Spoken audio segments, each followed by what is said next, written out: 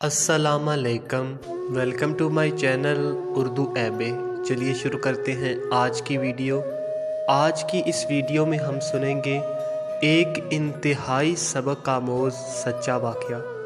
دوستوں، خلیفہ ہارون رشید کے نام سے کون واقف نہیں؟ انہی خلیفہ ہارون رشید کی بیگم زبیدہ خاتون ایک مرتبہ اپنے محل میں سر کے بال کھولے بیٹھی تھی کہ اتنے میں ایک خادم بے خبری سے کسی کام کے سلسلے میں ادھر آ گیا تو بیگم کو برہنہ سر بیٹھے اس نے پیچھے سے دیکھ لیا اور لرز کر ایک لمحہ میں پیچھے ہٹ گیا۔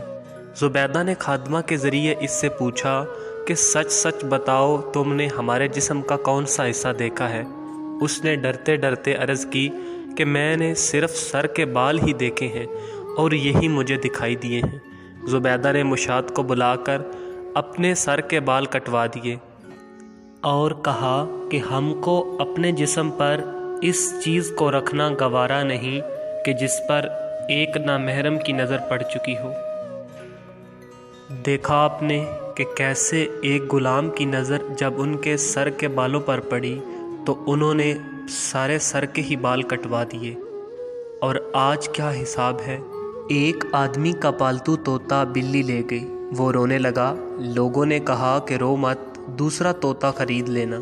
اس نے کہا میں طوطے کی جدائی پر نہیں رو رہا، میں نے تو اسے کلمہ سکھایا تھا جو ہر وقت کلمہ پڑھتا رہتا تھا۔